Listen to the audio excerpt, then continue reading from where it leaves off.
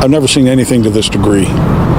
Really, it was unbelievable. There's no explanation I can think of that would have justified anything like this. On the morning of August 25th, 2024, a 10-year-old child picked up a phone and dialed 911.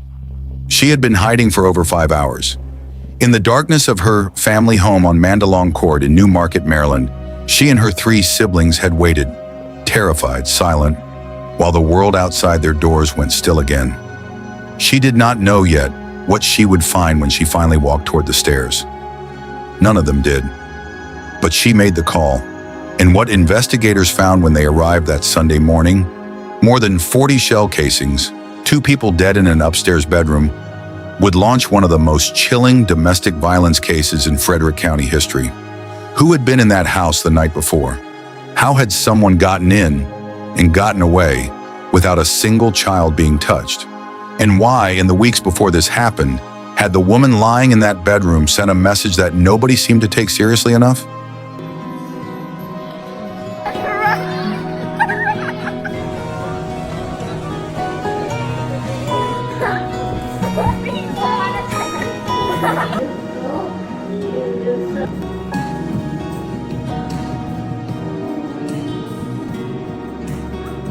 Her name was Crimea Baker. She was 33 years old. She was a mother of 4, and she had been trying to get someone to listen for years.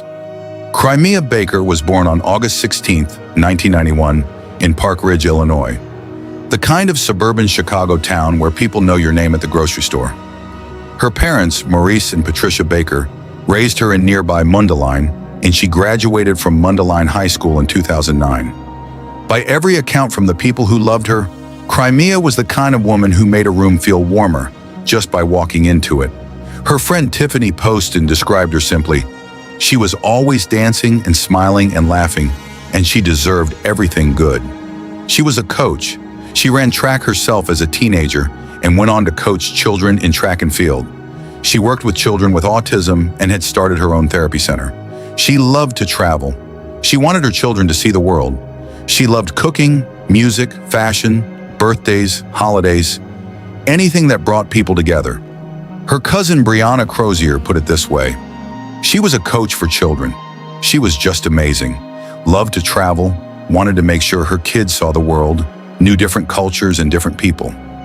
At 33, Crimea had 4 children, ages 11, 10, 9, and just 7 months old. Her youngest had been born earlier that same year.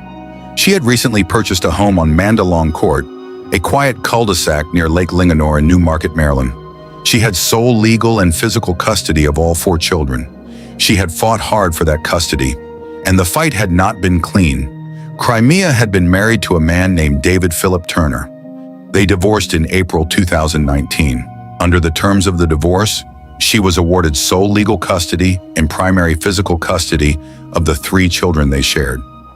Turner was granted only supervised access to the children. He was also ordered to pay child support. The divorce on paper drew a clear line, but lines on paper do not always hold. Years before her death, Crimea Baker had started a GoFundMe campaign, not for her children's college fund or a vacation. She titled it, "Lawyer to Save My Children." In her own words, she wrote, "I'm a domestic violence survivor. This past year has been the most difficult, heartbreaking, and challenging year of my life. From surviving the pain and anxiety caused by physical abuse and emotional abuse, now to have my children's abusive father and his mother hide my children from me." She described Turner as mentally unstable. She said there were reports of him threatening family members with a loaded weapon. She was not hiding what she feared. She was documenting it. By the summer of 2024, Crimea and Turner had been divorced for 5 years. Turner had moved to Miami, Florida, where he worked in the IT field. Crimea had moved forward. New home, new relationship, new chapter. She had fallen in love with a man named Sean Antoine Lang, 34 years old, from Arlington, Virginia. Sean was the father of Crimea's youngest child. The two were building a life together in that house on Mandalong Court. 4 children between them, a blended family trying to find its footing. But Turner was not disappearing. According to charging documents obtained by investigators, in the months leading up to August 2024, Crimea reached out to Turner repeatedly, by phone, by email, about child support payments he had not been making. She even contacted his mother, asking her to tell David to catch up on what he owed. Charging documents indicate Turner owed more than $5,000 in unpaid support. On July 10th, the two spoke by phone. The call lasted 15 seconds. That same day, Crimea sent messages to Sean Lang and a close friend describing what happened. She and Turner had argued about child support during that call. Then on August 22nd, just 3 days before her death, Crimea sent Turner a message. The timestamp reads 9:10 in the morning. The message reads in part, "It would be really helpful if you could pay your child support so I can continue to financially support them. Thank you." It was measured, it was calm.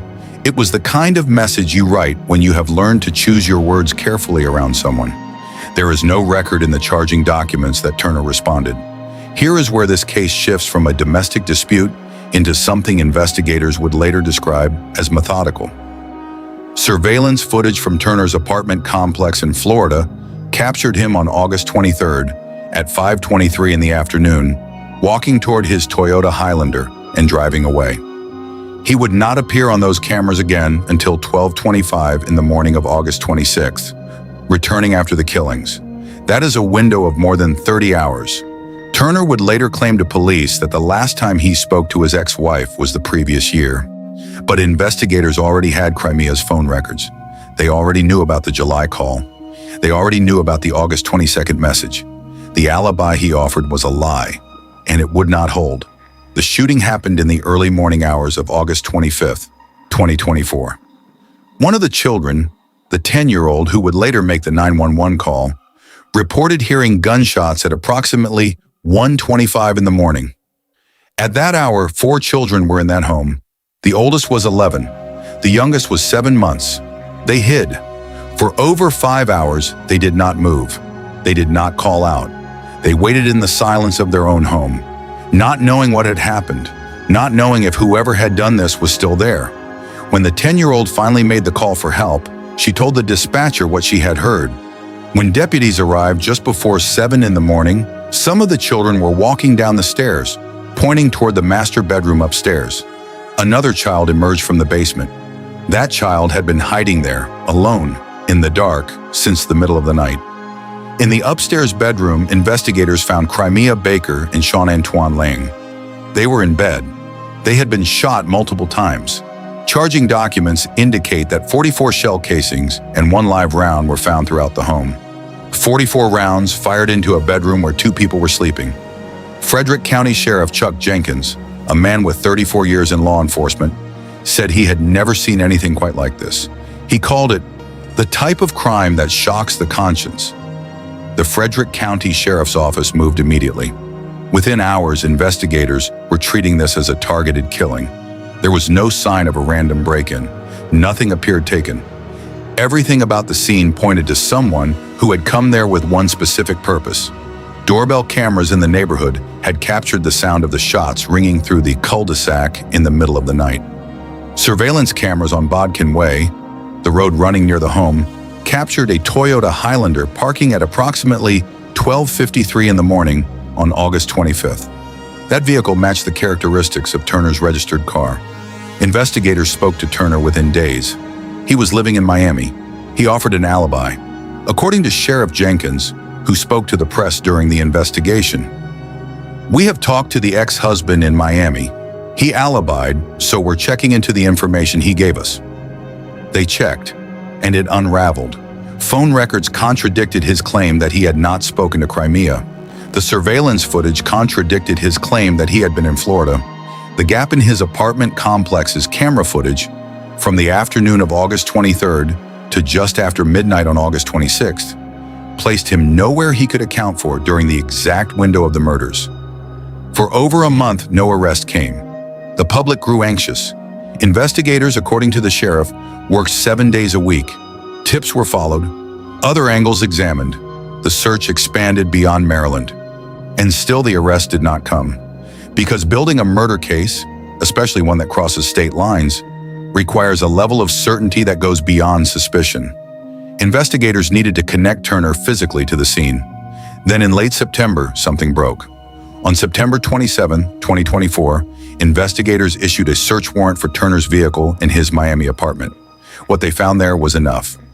On September 28, 2024, at 6:20 in the evening, Fort Lauderdale police and FBI agents from the Baltimore field office arrested David Philip Turner on a beach in Fort Lauderdale, Florida. David, come here. You're David, right? David? David? Yeah, you'd be surprised what kind of stuff. Yeah, man, it's crazy. The handcuffs good? They're a little tight. Like on your shoulders? They're a little tight on my wrist. On your wrist? Give us 1 second, we'll figure that out, okay? David didn't say much while in the back of the squad car. He still appeared confused on why he's being arrested. He was taken into custody without incident. He was 33 years old. Sheriff Jenkins held a press conference 2 days later. We believe that Turner entered the residence through a back door sometime after 1 a.m. before 1:25 and murdered her and Mr. Lang in the bedroom, firing more than 42 rounds. Certainly, we don't have a motive. We can only suggest it was domestic related, obviously. It was a crime of passion, and Turner must have been so enraged for some reason. Again, maybe we'll find out in the future, maybe not. Turner was charged with 2 counts of first-degree murder, home invasion, and 2 counts of use of a firearm in a crime of violence. He was held at Broward County Jail in Florida, awaiting extradition back to Maryland. In December 2024, he was returned to Frederick County. He waived his bond review hearing and was ordered held without bail. The case did not stop at the state level.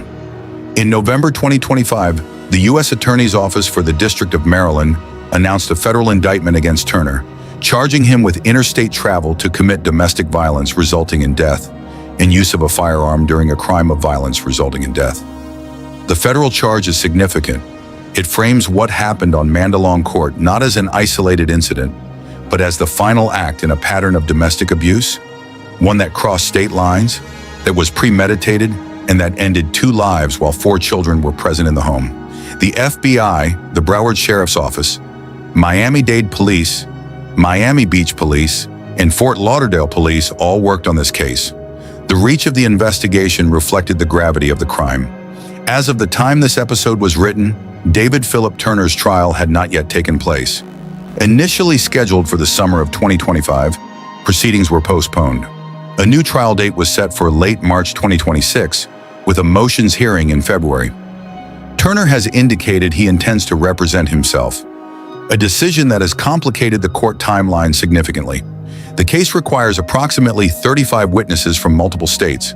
The coordination alone speaks to how wide a web of evidence investigators have assembled. Turner has filed motions challenging various elements of the case. He has also asked for the presiding judge to be removed. These are the legal maneuvers of a man who knows what the evidence says about him. Meanwhile, Crimea Baker's parents, Maurice and Patricia, have been fighting to maintain custody of all 4 children. In the immediate aftermath of her death, the family launched a GoFundMe to fund that legal battle. Their position, stated simply, is this: Crimea's children belong with the people who loved her, and they will not stop fighting for that. 4 children were in that home. The oldest was 11. The youngest was 7 months old. They hid through a night that will never fully leave them. They are the living testimony to who Crimea Baker was. Her cousin Brianna Crozier described them this way: they smile just like her. They act just like her. They sound like her. They are beautiful children. You can tell all of the love Crimea had for her kids. It shows through them. Crimea was, by every measure, a woman who had rebuilt her life after a painful marriage. She had won her custody case. She had purchased a home. She was raising 4 children largely on her own, building a business, coaching kids on the track, working with children who had autism. She had, in the language of court documents, sole legal and physical custody. She had done everything right, and still the danger found her. Domestic violence researchers have long documented what they call the separation danger. The period after a relationship ends, especially one marked by abuse and control, is statistically the most dangerous time for survivors. The loss of control is, for some abusers, the trigger. Crimea Baker had documented her fear years before her death. She had used the legal system. She had won. She had moved away, moved on, built a new life.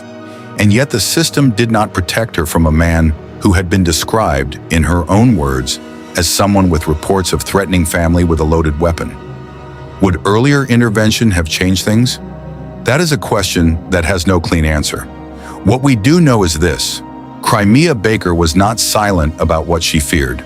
She left a record, and that record now forms part of the evidence against the man accused of killing her. The final message she sent him, time-stamped 9:10 a.m. on August 22nd, was polite. It was reasonable. It asked for child support so she could take care of her children. 3 days later, she was gone. Crimea Baker was born on August 16, 1991. She was 33 years old when she died. She was a daughter, a friend, a coach, a businesswoman, a mother. Her memorial service was held on October 20th, 2024, at the Mundelein High School auditorium, the school she graduated from 15 years earlier. The people who knew her came to remember her spark. The children she raised are still here. Her parents are still fighting for them. And somewhere in a detention center in Frederick County, Maryland, the man accused of silencing her is awaiting trial. This story is not over, but Crimea Baker's voice, through the documents she left, the messages she wrote, the GoFundMe pages she created long before anyone thought her life was in danger, has not been silenced. It is still speaking, and it is still asking us to listen. If these stories matter to you, please like, subscribe, and share, so more people can hear the names that deserve to be remembered.